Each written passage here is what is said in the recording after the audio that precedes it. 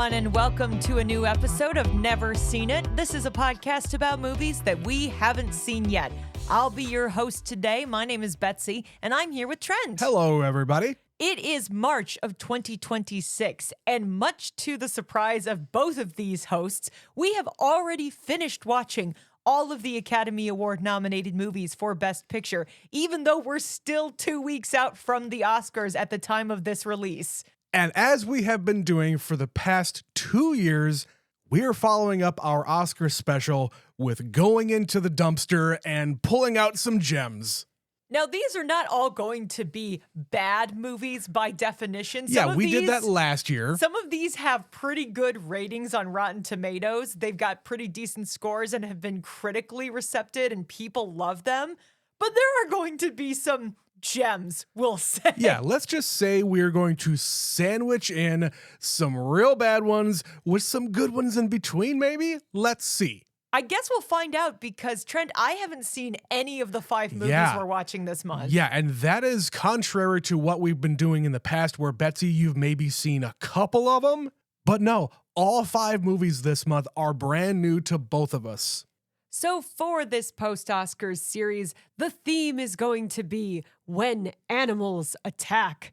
And for our first entry, we are going to 1999, and the animal that we'll be attacking is sharks. We couldn't do an Animals Attack series without including this beast of the water.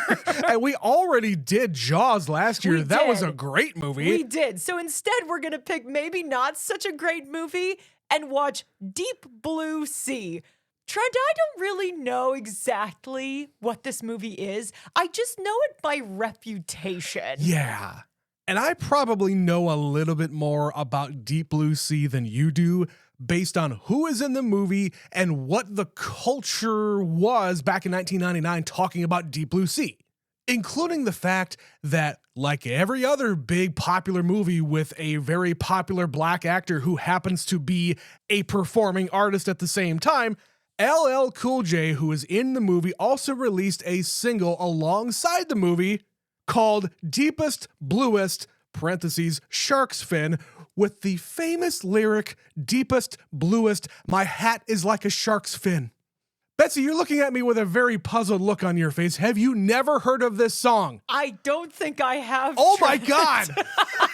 Oh boy, you're in for a treat. Is that the word we're going to use? Yes, we are, Betsy, because we're going to be watching all of these Animal Attack movies with the eye of somebody who just came out of the Oscars and are done with all of the glitz and glamour. Betsy, we're going to have some fun now. Well, do you know anything else about the movie? Because that's all I've got. Okay, obviously LL Cool J is in the movie. Sam Jackson is also in the movie, but I don't think he lasts very long because I think in the fucking trailer he gets eaten by a shark. It's also 1999 where he's in that weird part of his career where he's sort of famous but sort of not famous. Yeah, and as far as what I understand about what is happening in the movie, these are scientists who are going under the water to study sharks. I don't really know anything more than that. I know there are a lot more people in the movie that I cannot recognize, but I know Sam Jackson and I know LL Cool J is in the movie and has a song in the movie. Well, then I think we're both going into this fairly blind, and I'm okay with that. So let's get this crazy show on the road. We're going to go watch Deep Blue Sea, and we will be right back.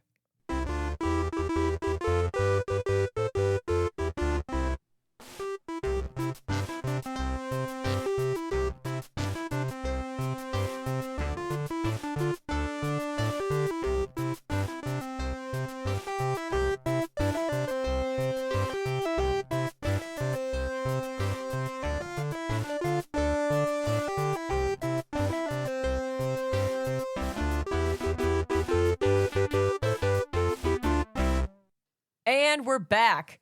Well, that movie automatically gets a bonus point in our column because they said the name of the movie in the movie. But Trent, what did you think of Deep Blue Sea? Betsy, I don't think we could have chosen a better selection for When Animals Attack because holy shit, was that fucking stupid.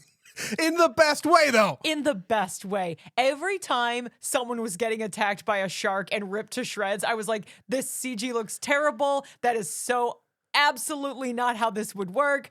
10 out of 10. Love it. I don't care. I don't fucking care.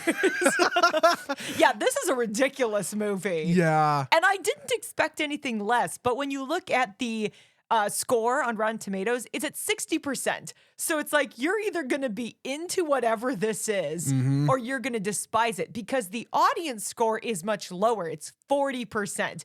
And I think those people were not watching the same movie I was. I mean, objectively, yes, it is a ridiculous fucking movie that should not exist. It is cribbing from so many different sources. I don't care. I want a bunch of A-list actors in a fucking stupid-ass movie getting killed, getting ripped apart. I don't care.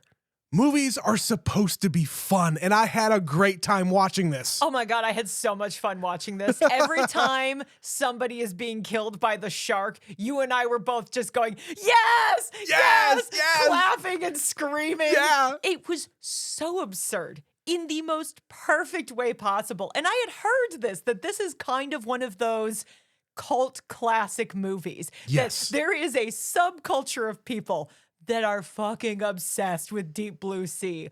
And I think you and I can count ourselves amongst this club now. Because when it started, it was a little slow. And all we kept thinking was, so are we just gonna rip off Jurassic Park completely? Yeah, because at the beginning of it, it's throwing in a bunch of extra business stuff, and we got a bunch of scientists, and it is very reminiscent of the beginning of that movie. But, Betsy, you forget the actual beginning of this movie is actually the beginning of a horror movie, because it's a bunch of young, attractive people making out on a boat. And you're getting the Jaws effect, where we're underneath in the water from the perspective of the shark. And you see this woman, and she's just dipping her little toesies in the water. And you know something bad is going to happen. You just don't know exactly how. But that's also how Jurassic Park starts, Trent, where there's kind of this dramatic opening, and then somebody appears out of nowhere, you know, not screaming, shoot her, but they do shoot her. Yeah. And then we cut to, we're back at the mainland. We have to prove our science works, so we have to recruit some people and bring them back with us to this isolated place that nobody can really get to. And because there's a tropical storm, we're sending everybody home for the weekend.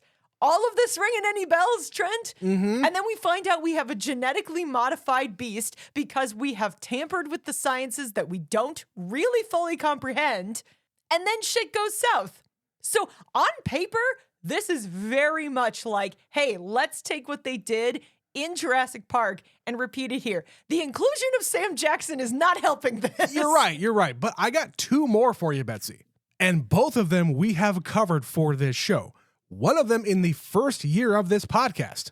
You may not remember a whole lot of the plot of Resident Evil, but in that movie, they go down into the depths of this fucking lab that is owned and operated by a pharmaceutical company, Umbrella. In this case, it is fucking, what is it called?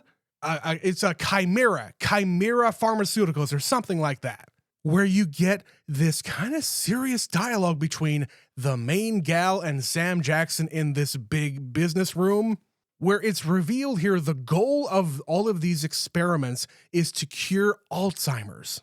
Which, hey, yeah, a noble goal.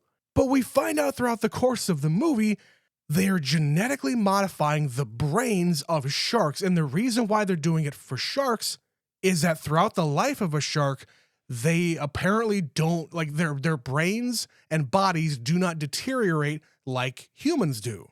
So you take whatever is going on with a shark DNA and apply it to humans. Well, guess what? I guess you can cure Alzheimer's that way. But the way they depict it, I know we're getting way ahead of ourselves here, but the ridiculous premise of taking, and I know we just covered Eraserhead on the Patreon, but they literally are taking a core sample of this shark's brain, sucking it out of it, and dripping it over the top of an Alzheimer's patient's brain cells. There's like some tissue of a person's brain diagnosed with Alzheimer's, and the whole idea is that the neurons inside of these cells are dead, so that's why they don't remember anymore. But the idea that you could just fucking drip this shit on there and it just works again? I can't get behind that, Betsy. Come on. When we were starting the movie and we see this shark attack, and you had said, okay, I think it's like a group of scientists. Fine, makes total sense. But then we're in this boardroom and she's talking about Alzheimer's. And I'm like, wait, what the fuck does Alzheimer's have to do with sharks? She has this dramatic pause while she's doing her big speech, saying, I don't know if you've been around people with Alzheimer's, but it's hell. You know, taking a very serious topic and applying it to this fucking movie. But the leap from that moment in the movie to when we finally get an explanation as to what they're doing and why they're doing it, it takes so long to get there. I'm like, what the fuck do the sharks have to do with anything? What we find out is that they have genetically modified the shark to make the shark larger and to make their brain bigger. And they have fucked with science. There are like agreed rules in science. We're not going to tamper. We're not going to go beyond these bounds. And they have basically broken through those barriers and broken a lot of agreed upon rules of science to make the shark's brain bigger, to create more fluid and proteins so that they can make their miracle cure. Yeah, they say that they're violating the Harvard Compact, which I looked that up, everybody. It's a completely fake thing. Presumably, there is an agreement amongst researchers who are working with such things where you're not going to genetically modify any kind of fauna. Like, we already genetically modify plants and shit, but animals, that's a bridge too far. Because where will it stop is basically the problem. And of course, this is 1999 before there's a whole lot of other genetic breakthroughs, but that's a different conversation. But yeah, the amount of time it takes to get here is a lot of the movie. Yeah, it's also a tonal shift from, hey, this is a bunch of hot people making out on a boat, to this very serious conversation about Alzheimer's, to introducing all of these scientists on this huge facility. We get the background saying, hey, it used to be a military place where submarines would come to refuel. It's, plausible that this would be a thing. But it just devolves and devolves and devolves into this fucking action movie where it's also comedic. Like, LL Cool J here is just having a time by himself, not even really being with the rest of the group. You need some levity in this movie. If this was totally serious the whole time, it would be unwatchable, probably. I agree with you. But again, the tonal shifts from the beginning of the movie to the center of the movie to the end of the movie. But here's what I think about this, Trent. I said at the beginning, I was a little concerned this was going to be boring because we almost have this like flirtation between Thomas Jane and the lead scientist. And there's all these things going on and we're doing this very serious work with Alzheimer's and we have to have the big experiment. And, it's just kind of like, okay, whatever. Is this going to get interesting? But then it fucking does. I just wanted them to be all the way bonkers immediately, and I would have had a better time. But here's the deal. When they decide to go bonkers, it does not stop being bonkers. And that's why I liked it. I Because agree. they do their little experiment, and fucking Stellan Skarsgård gets his arm ripped off, and from that point on, everything goes downhill, and it gets more and more absurd. And the rationale that the sharks are thinking, and they have this grand plan, and we're all trying to figure out the riddle of what are the sharks thinking, and they're chasing us within the sinking facility, and everything is flooding, and there's a talking bird that swears. And I'm just like, why is all of this happening? And again, I feel like the writers here are pulling back. Like, even Sam Jackson is elevating this movie to a point where, you know what, if you're still here, man, I can't have as much fun because he's trying to bring everything down. He's trying to make things serious here because he's like the president of this pharmaceutical company. He's there on this visit. He's trying to survive, and he's being very serious up until he gets fucking eaten. And the way that scene unfolds is fabulous. Like, there's a casual mention that his character was caught in an avalanche. And in this moment, all hope seems lost. And he gives this big motivational speech about, I survived an avalanche. I can survive other things. Yeah. And things are getting really intense here. And I just want to let you know about the avalanche thing.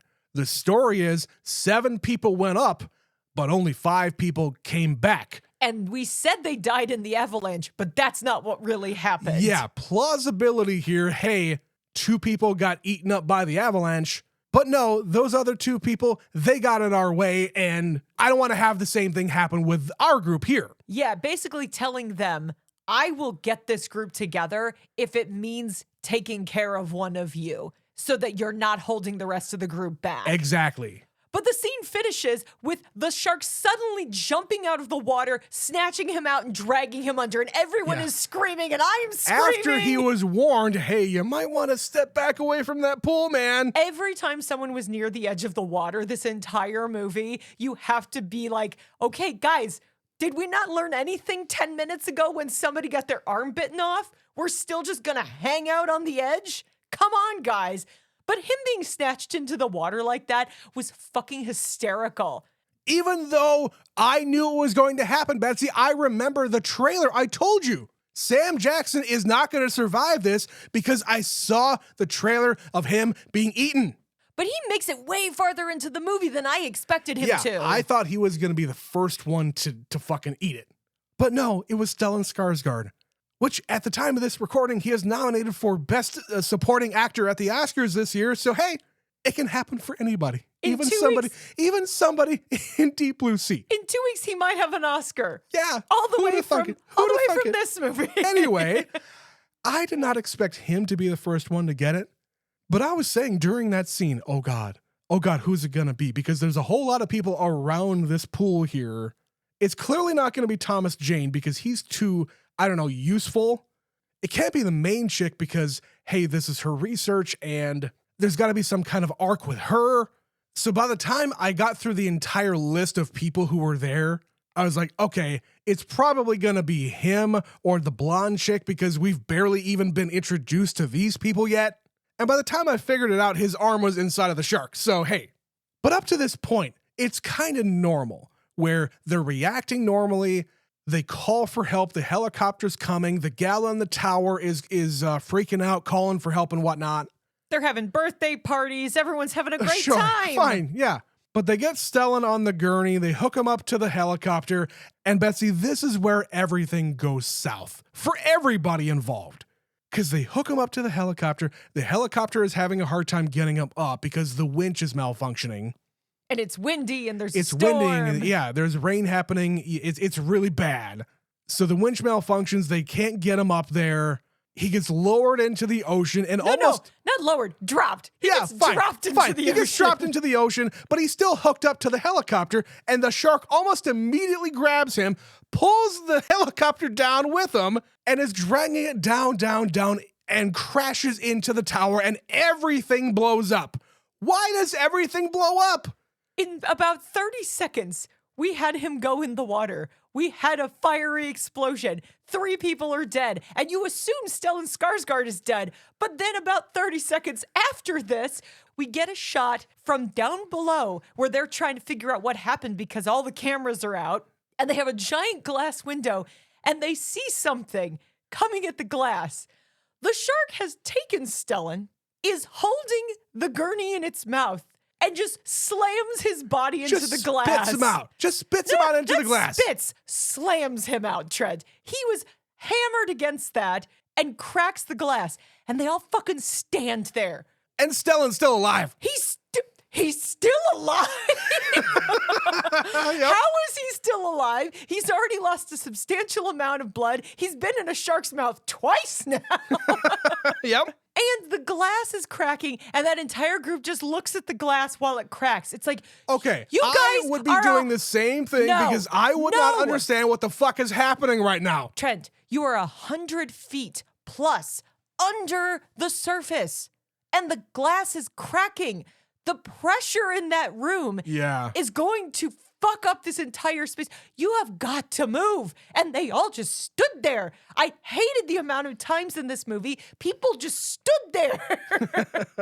But this was by far the worst. And then by the time they finally take off running, they're all being, forced by the water and they barely make it out alive. And now they're too late to escape because all the stairwells are getting flooded. Yeah. Betsy, the other movie this movie reminded me of is another movie that we covered last year. That is The Thing, because it is another isolated place with a team of people. It's dangerous to go outside and people are turning on each other, and there are mysterious creatures all around you trying to kill you. Another one we watched at the same time was Event Horizon. Yeah, exactly. Thing. Same thing. A lot of movies in the late 90s apparently picking this theme where we're stuck, we cannot escape, and something is after us. And Resident Evil was just a few years later in 2002. So I don't know what it was about this era of cinema, Betsy, but there was a lot of this stuff. But I have a question for you before we move on. Did you expect as much death as there is in this movie? Because talking about these other movies we've already mentioned, there's only a couple of survivors in this movie. There's only a couple of survivors in The Thing. There's only a couple of survivors in Resident Evil. Did you expect as much death as there was in the movie, or did you expect everybody to die? I don't know. What are you thinking? Given the kind of movie this is, yes, I absolutely expected a lot of people not to make it out alive. It was just a matter of the order it was going to happen and who was going to be the final girl, or if there were going to be a couple of people who got to survive. I was surprised that the non-Carrie Russell ended up getting killed at the end of the movie, because clearly the writers here were setting up Thomas Jane and this one chick to be the final survivors at the end of the movie. It could have gone a couple of ways. Either LL Cool J has to die because the black guy always dies in these movies. And he talks about it. That is a joke he literally makes in the movie. Like, I have seen too many movies to know I'm not going to survive. Or you end up with the guy and the girl and they make out at the end of the movie. Because we've already set up there's kind of a flirtation happening. But instead, we go the route that she sacrifices herself. She doesn't have to, but she says, come to mama, cuts her hand open and bleeds, and the shark gets her. But apparently, they filmed an alternate ending where she didn't die. And I don't know if it would have been better one way or another, because she does the thing that every scientist does where I have to save my research. Right. She goes to try to save her zip drive. And I want to applaud 1999 technology for having a fucking zip drive in this fucking movie. But she goes after her data, she electrocutes the shark, but at the same time, she ruins her research. And at that moment, I think she just tells herself, you know what? All of this was for naught. This is also all my fault because I was the one who decided to genetically modify these fuckers, and I'm not supposed to do that. And they cannot get out. Yeah. So in a fit of nobility, she decides to sacrifice herself in order to save this man that she is giving a second chance. But at the same time, there's this subplot of the fact that he is like a former criminal. He was a smuggler and he's on probation and he's kind of a bad guy. But he's also the shark whisperer. Yeah. He can just jump in and He's really do good things. at this. Yeah. So I was not expecting her to die. But did I expect LL Cool J to survive? Absolutely not. I think there were a number of ways this could have ended with any variation of those three people being the last person alive, whether it's one or two or three people making it to the end of the movie. I'm just glad that Michael Rappaport did not survive. He also wasn't famous enough or funny enough as a character to warrant survival. He was one of the guys where you're like, okay, when we're looking at the list of people and how much time we've spent with them, you can check off the ones that are gonna die. You knew the blonde wasn't gonna survive. You knew Michael Rappaport wasn't gonna survive. You figured Stellan Skarsgård because he's barely in the movie. Yeah. But the more time you spend with people and the fact that we kept coming back to LL Cool J and he kept surviving these ridiculous situations, you kind of have to let him live to the end of the movie. If he survives all that and he still dies at the end, what was the fucking point of it all? Considering he had that entire sequence of him and the shark in the kitchen, and he says, fuck that, I'm not going to go out this way. I am going to leak all this gas out into the kitchen. I'm going to throw my lighter and blow it the fuck up. I thought he was going to be cooked in his own oven. That would have been better. I think that would have been fucking hilarious. I thought they were going to turn on the oven. They did. And but no, they turned on the gas. I'm talking like the actual heating unit, and that he would be locked in and it would be some like Final Destination shit where he is just trapped in there and burned alive. But he actually manages to escape and he blows up the fucking shark because he's got the gas on and he just chucks a lighter at it and it works. And he actually manages to kill 2 of the sharks in the movie. He has the hero moment at the end. And I think that's even more awesome because not only did he get bitten by the shark, but he survives and is able to be the hero at the end. I thought at the end, after all that, he's in the water and the shark gets him. I was like, fuck, he's gonna die now. After all the things he just went through, he saved the people as they were being flooded in the shaft. If he hadn't shown up, they would have died there. He keeps rescuing people. The only thing he couldn't rescue was his parrot. Yep. That foul-mouthed parrot that just swears at him all the time. And he just calls it Bird. It's just called Bird. He did love that bird, but now it's personal, which is why he had to kill that shark. You kill my bird. I want my bird. I want my bird. Fuck me. So yeah, when you set up all of that, either he's gonna survive and be the hero at the end of the movie, or he just sort of sits on the sidelines a la Jeff Goldblum in Jurassic Park, where he makes it to the end of the movie, but he's just also there. He doesn't contribute anything after a certain point. I think if Jeff Goldblum's character was in this movie, he would not have survived. I doubt it immensely. But we have a lot of other characters that we need to talk about. So first, let's take a break. We're going to take a word from our sponsor, and then we will talk more about the characters of Deep Blue Sea. What's the matter, Billy? You look bored just sitting there clicking that pen. Well, Becky, I've already listened to this week's episode of Never Seen It, and there's nothing left for me to do. Guess I'll just sit here and click this pen until next Sunday. Wait, Billy, what if I told you that the Never Seen It crew puts out 4 other shows every month? 4 shows? How do I get those? It's easy. Just go to patreon.com/neverseenitpod, and for $5 per month, you get access to all their extra content. Wow, that sounds a whole lot better than clicking this pen. It sure does, Billy. It sure does.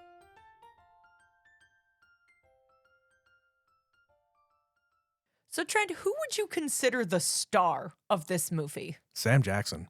And I'm inclined to agree with you, which makes it all the funnier that he does not survive the second half of the movie. I agree. And as I said before, it feels like his character is here not to be, fodder. He's not there to be a leader. He's the boss man. He's the suit coming in to inspect what's happening because one of the sharks escaped and it got into the papers. So this is risking the business and they're a publicly traded company and this is going to cause their stock to drop and shit like that. He is there to say, prove to me this is worth it or we're shutting you down. Right. So I think you're right in that it is really surprising when, if you didn't know that he was going to, be killed off in the middle of the movie, it is significant that he is killed because in his big speech, the writers here are setting him up to be the next leader of this group because he's saying, I survived this avalanche thing and we had to kill a couple of people in order to keep, order amongst the group and we need to survive and we're not going to tolerate people who are holding us back. I am a survivor and I will get us through this. Yeah, so I'm going to bark orders at you until we can get out of here alive. When in reality, he's the last person who should be barking orders because he doesn't know anything about this facility. How about you just trust the people who are here all the time? The actual scientists doing the work. Or not just the work, but just who are here. Or Thomas Jane, who is the wrangler of the sharks. He's the one who understands the animals better than anybody else. Yeah, and Michael Rappaport, he's the engineer of this place, which I do not believe him to be an engineer. But he can tell people, oh, you can get through here. There's this maintenance shaft here, the pressurization and all that shit. But it kind of seems like everybody's just reading the "you are here" map. Kinda. On the wall. They're literally like, okay, we can go to this level and go down to go up. Or we go this level and go up to go down. Like if you're in a mall, this escalator is broken, so you gotta go over here, or this elevator only takes you to this floor, and then you gotta get off and go to the next one. Also, it's flooding and the entire facility is sinking into the ocean. Also, there's sharks inside. Yeah. So I mentioned it before. The gal who I refer to as the non-Carrie Russell because of her kind of red curly hair, but it isn't in a huge fro like Carrie Russell. The lead scientist, Susan. I feel like she is the dime store Carrie Russell. The Thomas Jane character, I feel like, is a stand-in for Aaron Eckhart. He is an Aaron Eckhart type. And the rest of everybody else can just be fodder. I mean, who the fuck knew who Stellan Skarsgård was in 1999? I mean, he had already done Good Will Hunting. He was just but in Good Will again, Hunting, yes. He's just one of those guys that is a supporting actor. He was showing up in lots of things, but usually in character roles like this, where he dies shortly after the chaos begins. Sure. And like that blonde chick, I don't know if I've seen her in anything else. I didn't recognize too many of the other actors outside of Thomas Jane, Sam Jackson, and LL Cool J. And Stellan, obviously. But let's talk about Thomas Jane, because this is 1999. And when I was reading all of the trivia and things about Deep Blue Sea, they described this movie as Thomas Jane's breakout role. I will say, okay, 99, that makes sense. The stuff I know him from is all from the early 2000s. And then what the hell happened to Thomas Jane? Because it feels like they were really trying to make him a thing. He was the Punisher in the early 2000s. He is this handsome blonde guy. He's playing the hero in Deep Blue Sea. He makes it to the end of the movie. Where'd he go? Because I don't know. It feels like all the pieces are there. And then we just sort of lost track of where he went. He just sort of went on the back burner, and now we don't talk about Thomas Jane anymore. Well, I will say, Betsy, I know the name Thomas Jane, but I couldn't have told you anything that I had ever seen him in. You say that he was the Punisher, and I believe you, because he was also in Scott Pilgrim, because, hey, I guess they just wanted to have a cameo of the person who played the Punisher in that thing, because, hey, it's a comic book thing, Well, and there's a lot of jokes about that in Scott Pilgrim. I guess, People yeah. who played superheroes show up in that movie. You're right. But yeah, outside of that, that's like the most recent Thomas Jane thing I can think of, and that was 16 years ago. That's a long time ago. But like the main actress here, I don't know who the hell she is. I don't know if I've seen her in anything else. I understand why they do it for the context of the movie, but I feel like the fact that she had to strip down to her bra and panties is a really cheap move, even for 1999. Like, we needed to find an elaborate excuse to get this good-looking woman almost naked. Like, we knew the target demographic for this movie, basically. Uh-huh. And of course, the blonde is just more fodder. She can be a person who can scream. And, you know, even LL Cool J here, I feel like his character was added in after the fact, because almost all of his scenes are separate and apart from the rest of the crew. The only time he meets up with the rest of the crew is during the birthday party. It does almost seem like he filmed all of his stuff at a different time. Like, they all had the really complicated action sequences, and his was mostly just wading through water. So they filmed all his stuff over here at this time, and they just brought him on at the end of the shoot to meet up with everybody else. Yeah, he gets to have his hero moment at the end. He's hanging around with the rest of the crew who isn't fucking dead, and he has his scene at the birthday party. But let me ask you this. I was trying to think about his career as an actor, because obviously he started as a rapper, and that was in like the 80s, early 90s. He is an R&B guy. At least the stuff that I know of him anyway. I only know him as a rapper, but frankly, not even that anymore, because I think the song he does in this movie is probably the last time he rapped. But he was starting as an actor in the late 90s. I can't think of a movie he was in before this. Do you know of any off the top of your head? Not that I've seen, but I looked at his IMDb credits while we were watching the movie, Betsy. The year before this, he was in H2O, that Halloween movie with Jamie Lee Curtis. Was that his first movie? Basically, my point is, I think this is at the early part of we're going to try to make LL Cool J the next rapper turned actor. Because now he's pretty much only an actor. He's on one of those like NCIS shows or one of those kind of CBS dramas. And he's been on that for years, but he's done a lot of that kind of television. He's also, you know, a TV presenter in a lot of things. Yeah, this was the time where they were trying to make him into being an actor. But after all of the acting stuff kind of fizzled out for him, he just kind of fell back into hosting things. And hasn't he like hosted the Grammys forever? That sounds vaguely familiar, but I never watched the Grammys, No, so who I the can't fuck even watches confirm. the Grammys? Yeah. But as far as his performance in the movie, if you even want to call it that, you know how sometimes we label characters as Mr. Exposition? LL Cool J in the movie is Mr. Comic Relief. That's kind of his role in the entirety of the movie. He gets to be the hero at the end, but that's about it. Yeah, he doesn't exactly have to stretch himself as an actor. I think the most difficult thing he does is act cold. Yeah. He's when in the he's water. shivering. I'm so cold. Yeah, when he is shivering, I definitely noticed, man, you've never been that cold, have you? I don't think that you know how you're supposed to quiver. And then at the end of the movie, after he manages to somehow escape being bitten by a shark, he has to come to the rescue because Thomas Jane has thrown down his weapon to save the woman, even though she's already been eaten. And now it's all up to him to shoot the shark and light it up. Yeah, and there's even that moment there where he's hesitating whether or not he's going to do it, but then the shark is going to escape and blah, blah, blah. A 45-foot shark and you still shoot me. But all those jokes are around his character. He's drinking, he's praying to God, he's talking about the fact that I know the black guy never survives these situations. He gets to use the phrase motherfucker when Sam Jackson does not. Yep.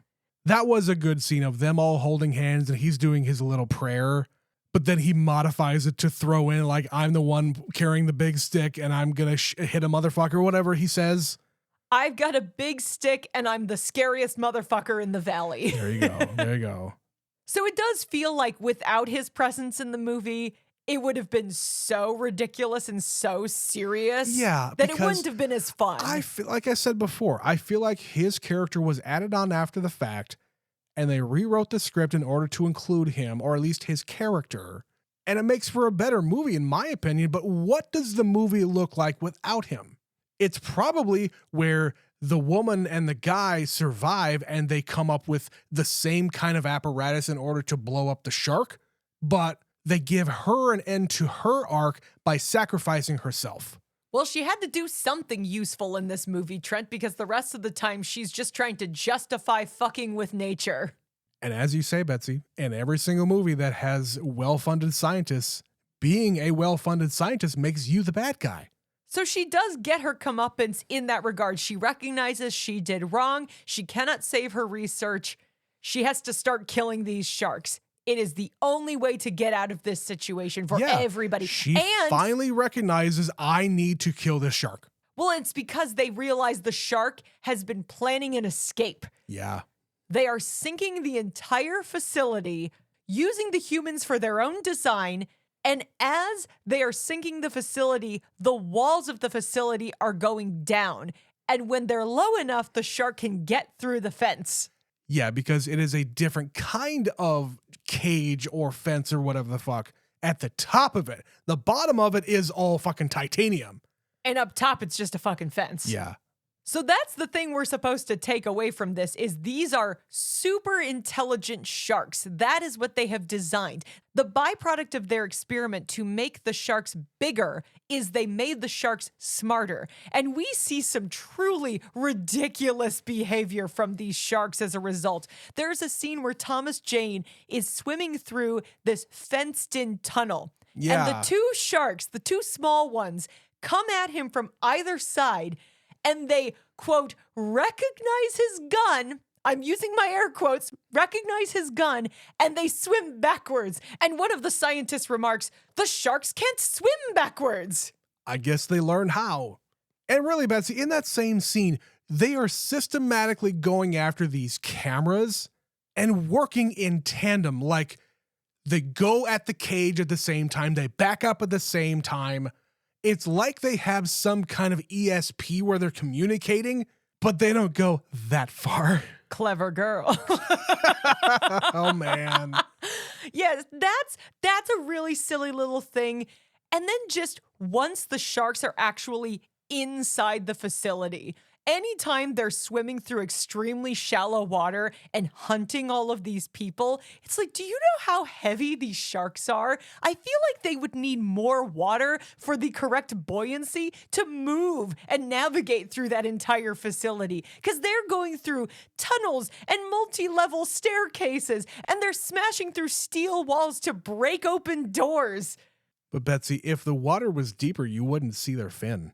I know, and it wouldn't be scary if we didn't see the fin. Oh, of course. It's also a trick that makes the actual action scenes easier, because all you need is the top of a shark, as opposed to we need to computer generate the image of an entire shark. Yeah.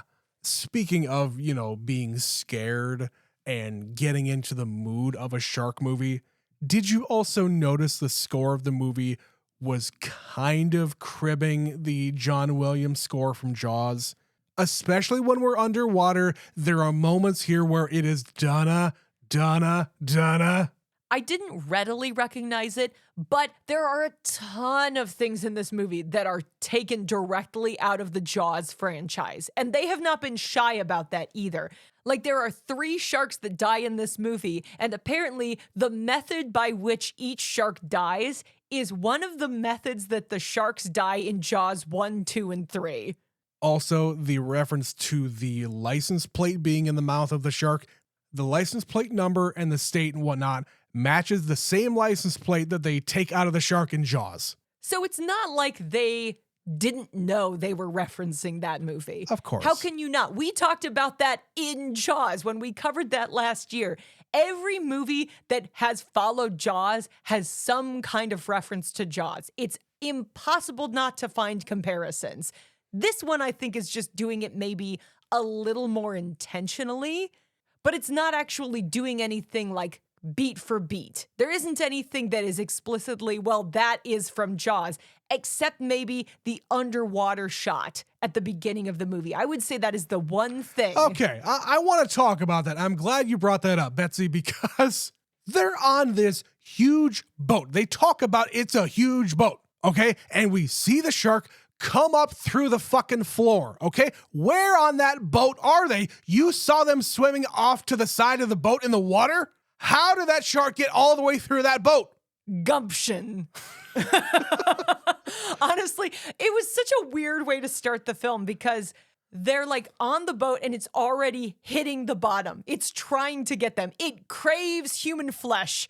And they show like the wine bottle pouring into the water. Yeah. And it's a la blood in the water. Uh-huh. Are we supposed to believe the shark is attracted? Because unless that shark is a shark sommelier, that would do nothing for the shark. It's not interested in your red wine. It's interested in your toes.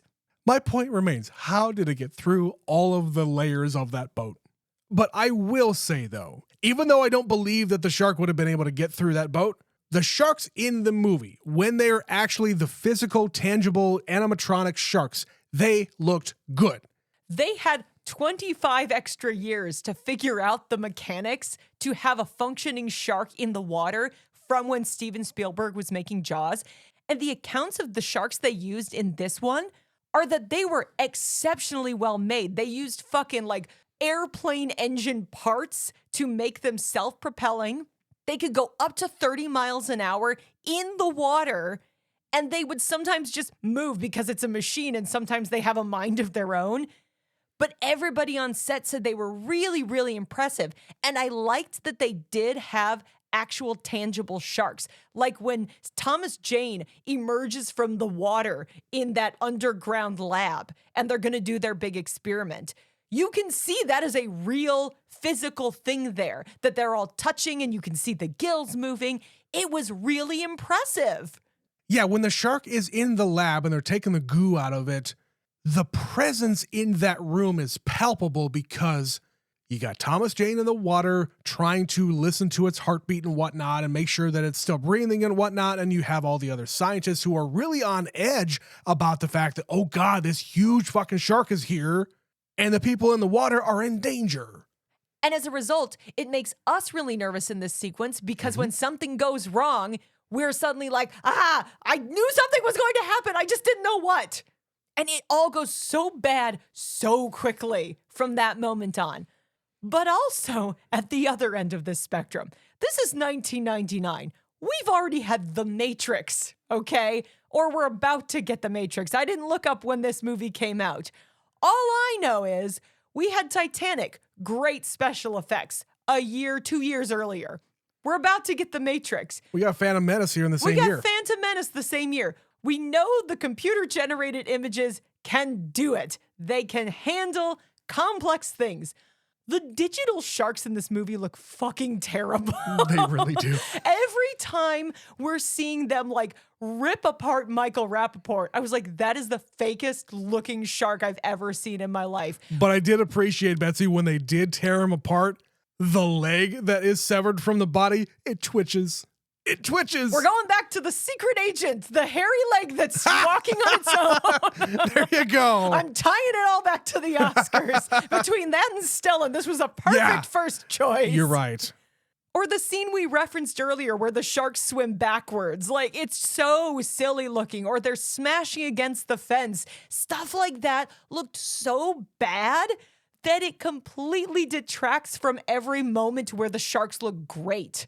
Like, there are times where they show these mechanical sharks in the water, and I thought they were real.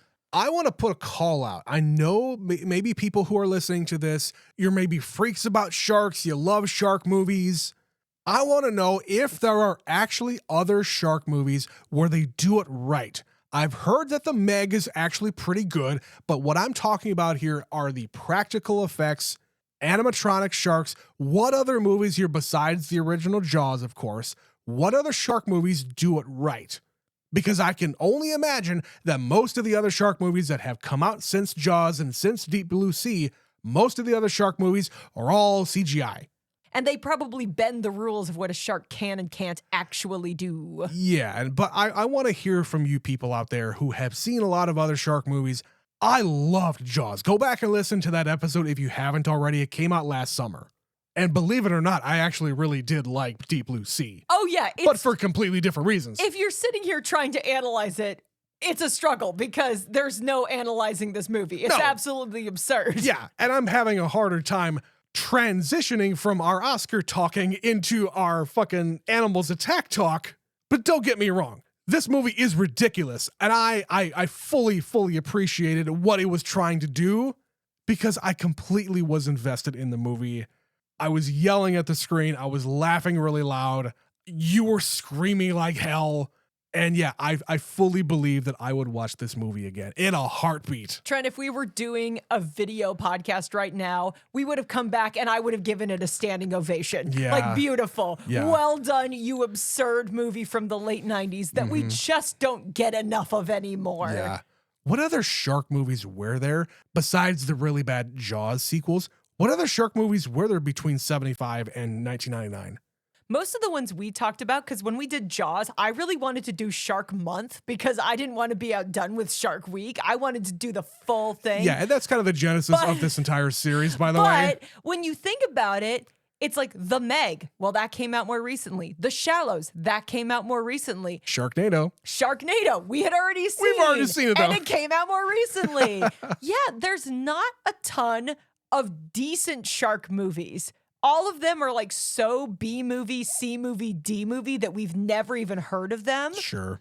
Or they're sequels to Jaws, which we can do sequels to Jaws. We've heard from you people. Jaws 2 is not bad, and Jaws 3D is dog shit. But I don't want to invest all of my time watching crappy Jaws sequels. Yeah, I want to hear from you guys. But Betsy, believe it or not, I got nothing else to talk about. Honestly, Trent, neither do I. This was a gnarly, ridiculous, funny little movie. As I said when we came back, they said the name of the movie in the movie, and that always makes us go, they did the thing! They said the name of the movie. But Betsy, you haven't told the people, what did you think about the LL Cool J song at the end of the movie? I guess there is one thing we haven't talked about yet. I mean, I said it in the intro. I knew about it. I had heard it before. You had no idea there was even a fucking song in it. And I have to imagine that the fact that there is a song from LL Cool J in this movie, and he is also in the movie, is a response to the Will Smith songs from Wild Wild West and Men in Black. Oh, I guarantee that had something to do with it because, as I said, this is the time we were trying to do stuff like that. We're trying to make the leap from take your fame over here and apply your fame elsewhere. But I looked up the lyrics to this song, Trent, and the page that I found, this is just the first result I clicked on, and this is kind of a perfect way to describe this. Out of context, this song and several of its details make little sense. It is only after viewing the film it was made for, Deep Blue Sea, that you may unravel the song's true meaning. And some of these lyrics are absolutely bizarre. Unlike, Men in Black or Wild Wild West, where they can kind of encapsulate the movie and what the movie is about, and it can translate to a wider audience. Also, those characters of Will Smith, they're the main characters. Yes. This song, however, makes no goddamn sense without seeing the movie. I think those songs are just an idea around the movies. Wild Wild West, you get a few of the details, but mostly it's just, we're in the Wild Wild West. It's just a vibe. It's a thing. It's a feeling. It's a cool guy doing a cool rap song about a not so cool movie. Yeah, but this one, man-made terror, hungry jaws of death, y'all don't cross my depths, I'll pause your breaths. Off to a great start. I cause you to sink down 40,000 leagues, bleeding to death with no arms and short sleeves. Oh, LL Cool J, you should have kept writing songs about fucking. I feel like I should just do a dramatic reading of all of these and post it as a separate clip, because that'll be on Patreon. This is such a stupid song that by the end, I'm just laying there listening to it. I thought I understood what he was saying, but it wasn't until I read these lyrics that I was like, no, that's exactly what he was saying. And that got put in this movie.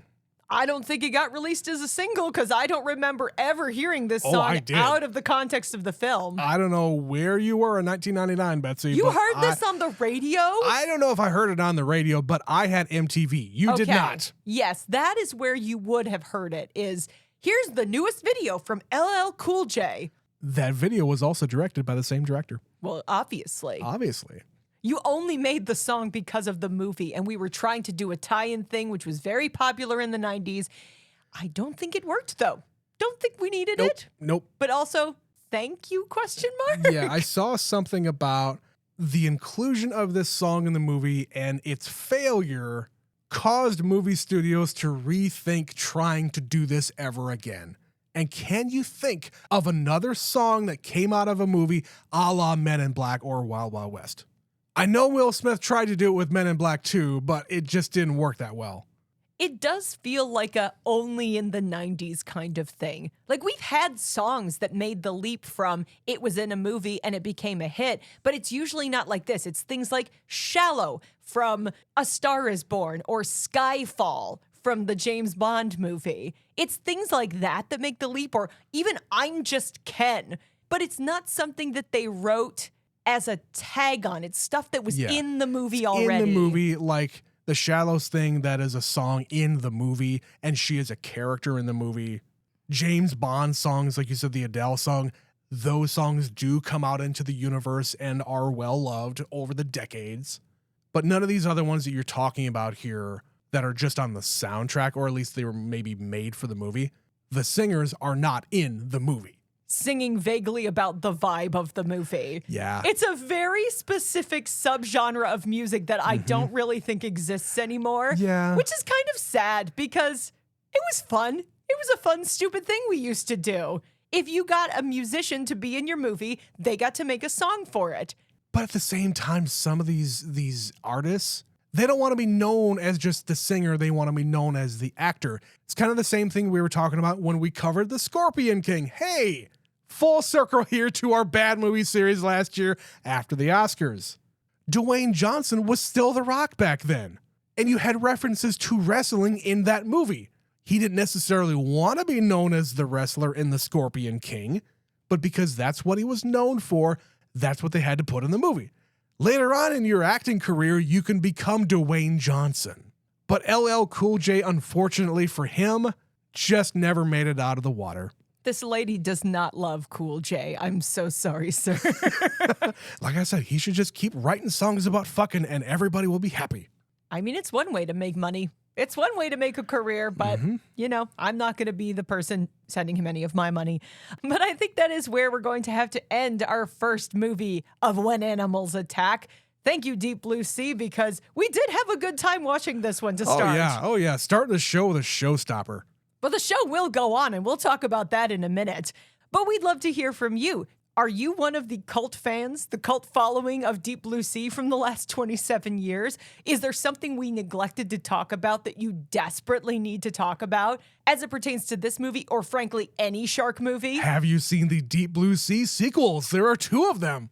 I'm not sure why. I do not want to watch those. Thank you very much before you ask. Send all of those thoughts to neverseenitpod@gmail.com. Now, here is where the show is going to get weird. Because our most recent movies are the Academy Award nominated films, the emails that we currently have available to read are referencing those. And we do have one from our superfan Stephanie about the aforementioned Stellan Skarsgård movie that he is nominated for, Sentimental Value. So sorry for the abrupt shift, but this is what we have to work with. Stephanie begins, I did not know this movie was in Norwegian. LOL. I was like, crap, I have to pay closer attention now. Yeah. That being said, it sucked me in early, and I honestly did not notice the runtime being longer. I really liked this movie. It is a movie about generational trauma and depression, but it is not a depressing movie. I love that. I do not need to feel that deep well of sadness in order to sympathize and appreciate the journey these characters are on. Yeah. This movie is very well written. Each character feels so real. Agnes and Nora are different, but really feel like family. Gustav is flawed but charming, but you can tell he is really trying in his own way. I love the flashback scenes. The narration here gives the audience the family lore and house history. I loved it. It can be a little jarring to flip back and forth, but I don't mind. I took the narrator to be an ancestor, not necessarily the grandmother, but some sort of great-great-grandmother that has been watching over the house and family. I love Betsy's idea of the narrator being the house itself. I love the end. There is hope for the family to be happy. They are healing their wounds by creating art about their trauma. Beautiful. All the Oscar nominations were well-deserved. The acting is so good and subtle, I love that all 4 got nominated. Screenplay, for sure. Best Picture and Director are great nominations too. Love you guys from Superfan Stephanie. Thank you, Stephanie. All great points, and I think the biggest question about sentimental value is about the narrator and the house connection and all of the past people who are living in the house and just the history here. Because again, the name of the movie is Sentimental Value. It's all of the stuff that is inside the house, but at the same time, it's the house itself. Like, people joke sometimes about, I'm just going to go to my childhood home one time, decades and decades after you and your family have moved away. But then you come back to your hometown and you want to go and knock on their door and say, hey, I used to live here, fucking 40 years ago. Would you allow me to come inside and just reminisce for a little while? It is a little weird and it's a little bit creepy, but that pull is there. Trent, every time we go to your hometown, we drive to the spot where your house used to be. There's no house there now. The house is gone. Yeah. But you always still want to see the neighborhood, the area, the space. Yes. Because you still feel the pull, even though you haven't lived there for so long. Yeah, and even the first house that I bought in 2009, it's still standing there and they've barely done anything to the outside, but I still want to know if they've done anything to the inside. And you just keep driving by and wondering if you can get a glimpse. I know. But you're never going to knock on the door. You're not that person. Ask me again in another 10 years, because it's been 10 years now that we've been in this house. Ask me again in 10 years. I feel like I'm going to have a different opinion. But thank you, Stephanie, for that email. If you guys want to hear all of our thoughts about Sentimental Value, maybe you are also watching all the Best Picture nominees. We did an episode about that at the beginning of January, so go back in the archive and check that one out. You can also go back to last week's episode where we rank all 10 Best Picture nominees and see where we ended up putting that. We each did our own individual rankings, and I'll tell you right now, we do not have that movie in the same spot. So go back and listen to that episode to find out where we each ranked Sentimental Value. And that Oscar special is spoiler-free.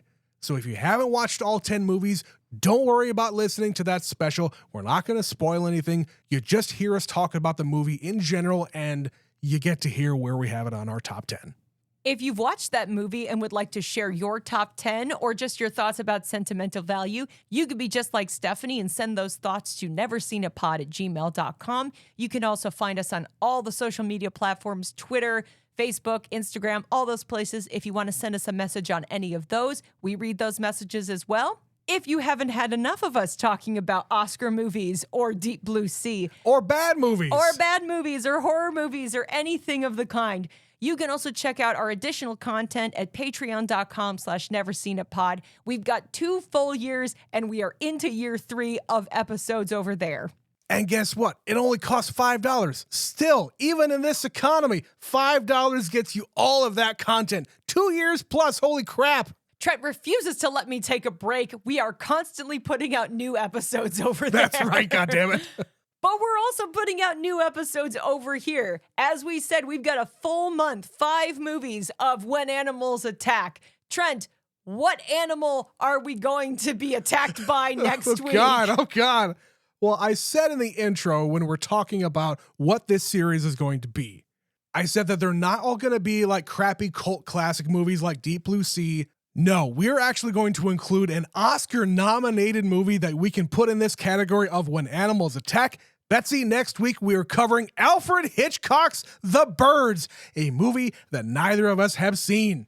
This is also going to be the first time you and I are talking about Alfred Hitchcock on the main show. We did 1 episode on Patreon, but he has not appeared yet on Never Seen It. So come back next week for The Birds. Until that time, we thank you for listening. My name is Betsy. My name's Trent. And we'll see you next week for more Animals Attack!